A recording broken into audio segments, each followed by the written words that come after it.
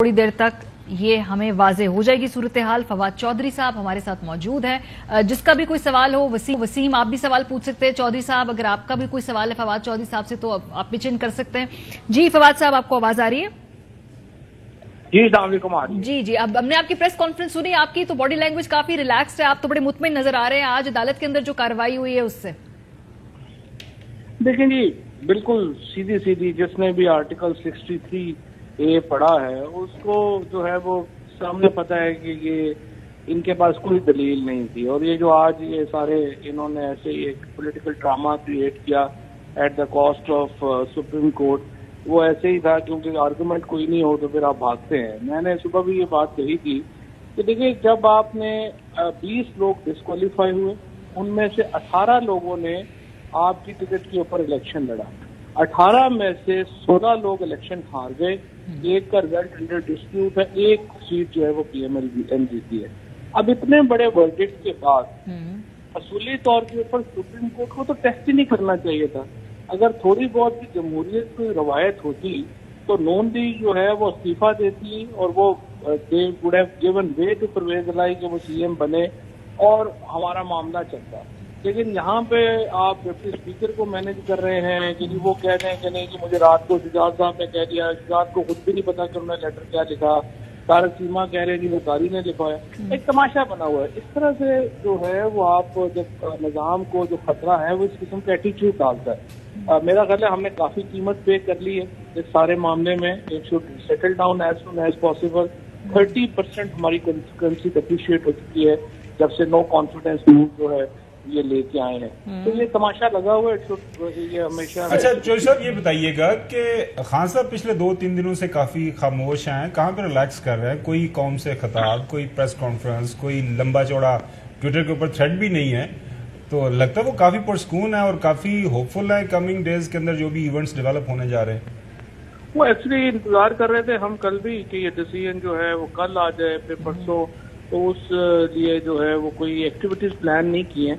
तो बस अब ये डिसीजन आता है तो फिर उसके बाद जो है वो अपना एक पॉलिसी। अच्छा, इसके साथ एक अगला सवाल ये है कि अब लग ये रहा है, वैसे तो ऑलरेडी एक बड़ी ही एक्सट्रीम पोजीशन सारी अतराफ ने ली हुई है, पोलराइजेशन काफी ज्यादा हो गई है।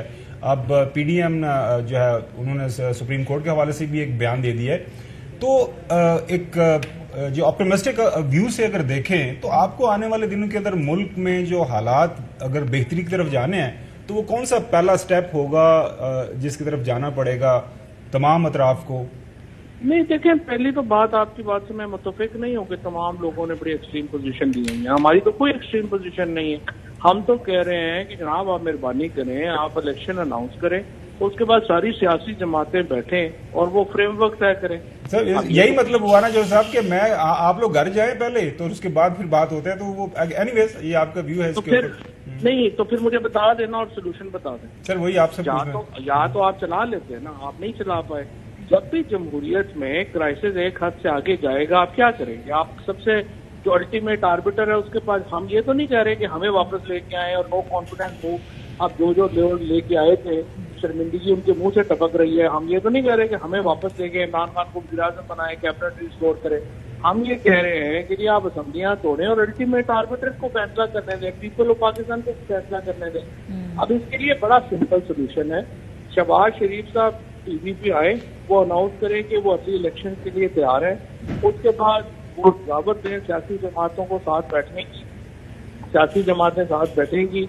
हमें जरूरत है इस वक्त पार्लियामेंट में वापस जाने की भी, उसको जो इलेक्शन कमीशन ऑफ है उसको ठीक करने की, इलेक्शन का जो लॉज हैं उनको ठीक करने की, और आप एक इलेक्शन के लिए फ्री एंड फेयर जो अदारा तश्कील दे, सारी लोग जाके इलेक्शन लड़े, लोग फैसला कर देंगे किसका हक है हुकूमत का। हाँ वसीम, आपका सवाल है, आप पूछ लें। नहीं बस ठीक है, अब तो जाहिर है सुप्रीम कोर्ट मैं एक सवाल पूछना आपने बताया।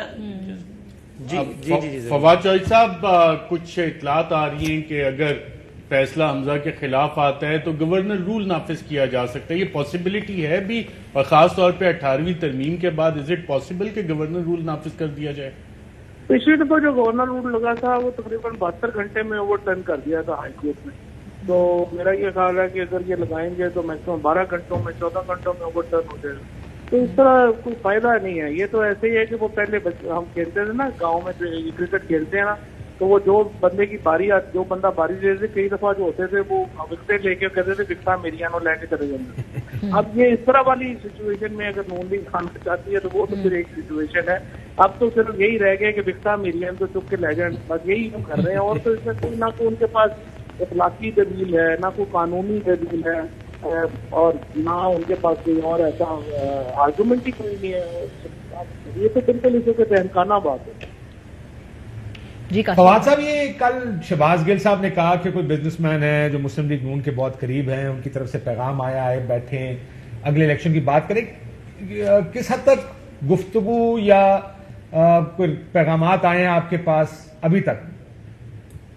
देखिए जी, मेरे ख्याल में ये मैं देख रहा था कल परवेज ये कह रहे थे एहसन इकबाल और वो कि वो सीनियर उन्होंने राब्ते मैं इसके ऊपर तो एक्चुअली इसके ऊपर क्या एतराज होना चाहिए? I think people should be happy कि कोई राब्ता कर रहा है। वो कह रहे हैं कि बड़ा जुर्म अपना आप हमसे एनआरओ मांग रहे हैं। भाई नून लीग वालों से पूछो, इस वक्त कोई आप लोगों को पूछ रहा है, आप तो उसके हाथ क्यों में, उसका मुंह क्यों में जाके कि खुदा का शुक्र है आपने हमें पूछा है। आपको देर से भी अगर कोई इस वक्त को अगर देने को तैयार है, आप उसका शुक्रिया अदा करें बजाय इसके रिडिक्यूल करने के कि फलाने ने राब्ता कर लिया, फलाने ने ये कर दिया। लेकिन इनका प्रॉब्लम यही है, ये इस वक्त जो नून लीग की पॉलिटिक्स है, इमरान खान में और आपने नून लीग के लीडरों में एक वाज़ेह फर्क आपको सामने ये नजर आता है। इमरान खान प्रेशर में आपने देखा है कि वो कैसे ताकतवर होके उभरे हैं। इनके ऊपर प्रेशर आता है, ये क्रम्बल हो जाता है। इस वक्त नून लीग पार्टी सबको अपनी अपनी पड़ी हुई है। कोई जो है वो दुबई भाग रहा है, कोई वो पैसे फलानी जगह पर जा रहा है, किसी ने क्या कर दिया है। तो इनको इस वक्त अपनी पड़ गई है। ये सिर्फ अपने आखिरी दिनों में जो इस वक्त सामान पैक करने वाला काम है वो कर रहे हैं, घबराए हुए हैं सारे। कोई इनको नहीं समझ आ रही हमने करना क्या है, कराना क्या है। एक गेम इन्होंने खेली थी, इन्होंने क्या खेली थी, जिन्होंने खेली थी वो उल्टी पड़ गई। अब इनको समझ नहीं आ रही कि हमने उससे निकलना क्या है, करना क्या है। तो I think they are at the loss. अभी भी मेरे ख्याल में they should come back to the moral politics, accept करें कि उन्हें डिफीट हो गई है, उस हार को माने, अपनी पॉलिटिकल जो रीअलाइनमेंट करें, अपनी लीडरशिप चेंज करें पंजाब वगैरह में, उसको देख के आगे चलें, ये उनके लिए बेहतर है। बाकी तो उनकी मर्जी है। सो फवाद साहब, क्या ये जो आप लोगों की जो सियासत है, जैसे अगर आज परवेज इलाही साहब जो सीएम पंजाब बन जाते हैं, उसके बाद की जो एक पॉलिटिक्स है वो एक मुख्तलिफ डिमेंशन में जाएगी, उसके ऊपर क्या पार्टी में इत्तेफाक़ राय है कि अगर हुआ तो पंजाब में हुकूमत रखनी है, या फिर उसके ऊपर अभी कंसल्टेशन के लिए खुला है ये मामला कि भाई इस्तीफे भी दे सकते हैं, वजारत आला रख भी सकते हैं? ये प्रोविंशियल गवर्नमेंट से एक्चुअली फैसला हमने नहीं करना, ये जरदारी साहब ने करना कि उन्होंने सिंध असेंबली रखनी है या नहीं रखनी। आपने ज्यादा अभी भी देखा होगा कि हमजा को बचाने के लिए नून लीग इतनी कीन नहीं थी। जरदारी साहब ने पैसे भी लगाए, दौड़ भी लगाई, जो कुछ भी किया, क्योंकि उनको नजर आ रहा है कि अगर नून लीग से पंजाब चला गया तो इन्होंने फिर इंसिस्ट करना है कि आप सिर्फ असेंबली डिसॉल्व करें और इलेक्शन में जाएं। लिहाजा जरदारी साहब को अपनी पड़ी हुई थी, उन्होंने उसके लिए दौड़ भाग की है। लेकिन जाहिर है कि अगर सिंध असेंबली नहीं तोड़ेंगे तो फिर पंजाब और केपी वाले क्यों अपनी असेंबली तोड़ेंगे? आप किस मुंह से उनको कहेंगे कि आप असेंबली तोड़ेंगे? सो जो भी फैसला आएगा आज फवाद तो अगर जरदारी साहब सिंध नहीं तोड़ते, जी वसीम पूछ आप लोग कंटिन्यू करते हैं पंजाब और केपी गेम में, तो फिर कब तक चलेगा इन्हीं सियासी मंजरनामा? फिर वो यानी वो तो कह रहे हैं कि हम अगर 2023 तक इसी तरह चलाएंगे तो आप लोग क्या करेंगे?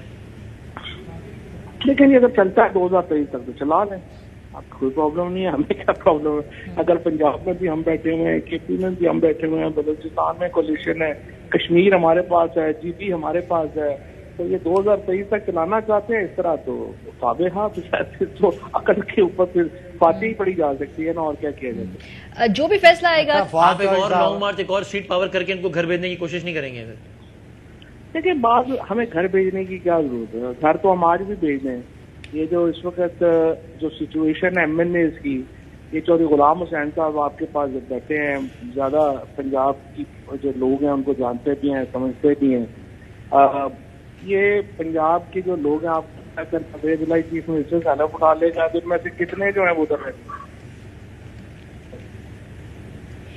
चौधरी साहब, आपकी जो पॉलिटिकल और सियासी और अवामी जो मामलात पर जो एक अथॉरिटी बन गए हैं फैमिली की वजह से भी और अदरवाइज भी। हैविंग सेड दिस, आपके दो मेजर प्रॉब्लम्स रहे हैं पिछले 4 साल में, एक गुड गवर्नेंस का और दूसरा पार्टी की नेगलेक्ट का। तो आया इन दोनों पर कोई सैर हासिल बातचीत हुई है पार्टी के अंदर, या फाड़ लो का जो प्रोग्राम चल रहा है उसी पर अगले 4 साल 5 साल भी आपने गुजारा करना है? तो देखिए, बात यह है चौधरी साहब के जो गवर्नेंस है वो, अब तो सच्ची बात यह है कि हमारी तो गवर्नेंस लगती है कि हम तो कोई फर्स्ट वर्ल्ड की गवर्नेंस है और ये कोई बिल्कुल ही कोई पसमानदा गवर्नेंस है। वो भी हमारी बुरी नहीं थी जो 3 साल में हमने जो किया था। हाँ, प्रिवेंशन लेवल के ऊपर प्रॉब्लम्स थी।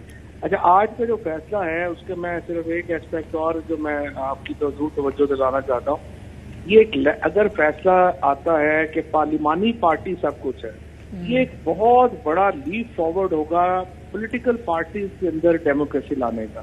ये जो आपने ये जो पार्टीज हैं जो स्पेशली पीपल लाइक जरदारी और शहबाज शरीफ जो हैं, उनको बड़ा खतरा हो जाएगा इससे, क्योंकि जो पार्लिमानी पार्टी है अब वो इख्तियारात का मंबा बन गई है।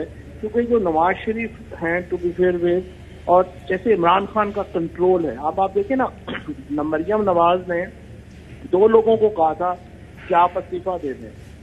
उनमें से एक जो था वो मरियम नवाज के साला था, वो उन्होंने फोन बंद किए जावेद अब्बासी ने और वो भाग गए। इमरान खान के कहने पे 131 लोगों ने इस्तीफे दिए। ये कभी और किसी पार्टी में जो है वो इस किस्म की कंट्रोल का मुजाहरा नहीं हुआ। अब ये पार्लिमानी पार्टीज को जो रोल जो आर्टिकल 63A में अगर वो उसकी तशरीह हो जाती है तो that will be a leap forward for democracy within political parties, और ये बड़ा एक जबरदस्त मैं समझता हूँ फैसला होगा। जो फैसला आएगा फवाद साहब, इसकी इम्प्लीमेंटेशन जो है, जो भी आइदर हुए, हमजा साहब हो या परवेज लाई साहब सीएम रहे, इम्प्लीमेंटेशन में तो आपको नहीं कोई रुकावटें नजर आ रही हैं फैसला आने के बाद? अभी मैंने मोहन साहब से पूछा था कि आपको क्या लगता है कि गवर्नर ओथ ले लेगा अगर ये हुआ, और कई ये जिस तरह से भी आपने पूछा था पहले कि गवर्नर रूल का, तो मोहन साहब का ख्याल था कि नहीं, इस एक्सटेंट से तो कोई नहीं जाएगा, और अगर सुप्रीम कोर्ट का फैसला आएगा तो उसको गवर्नर जो है वो इम्प्लीमेंट करेंगे। लेकिन अगर नहीं होगा तो फिर जाहिर है चीफ जस्टिस चलेगी। जी, और किसी का सवाल है? वरना हम फवाद चौधरी साहब को खुदाफिज कहें। ठीक है जी, बहुत शुक्रिया। फवाद चौधरी साहब हमारे साथ मौजूद थे। 10 अहम तरीन खबरें अब एक क्लिक की दूरी पर। आपके पसंदीदा टॉक शोज हों या अहम मुल्की या गैर मुल्की शख्सियात की न्यूज कॉन्फ्रेंसेस, हर लम्हा बाखबर रहने के लिए सब्सक्राइब करें हमारा YouTube चैनल। मौसम की सूरत हाल हो या खेल के मैदान से खबरें, अपने मोबाइल फोन से मुल्की और बैनुल अक़वामी अहम खबरों तक रसाई के लिए डाउनलोड कीजिए मोबाइल ऐप। बावसूख ज़राए से मुसद्दिका खबरों, तज्ज़ियों और तबसरों से मुस्तफीद होने के लिए विजिट कीजिए पाकिस्तान की सबसे बड़ी न्यूज वेबसाइट www.arYnews.tv। इन सब के अलावा पाकिस्तान का सबसे बड़ा फेसबुक पेज हो, सबसे बड़ा न्यूज इंस्टाग्राम अकाउंट या फिर ट्विटर, ARY न्यूज पहुंचा रहा है खबरें सबसे पहले आप तक, ताकि आप रहें हर लम्हा बाखबर।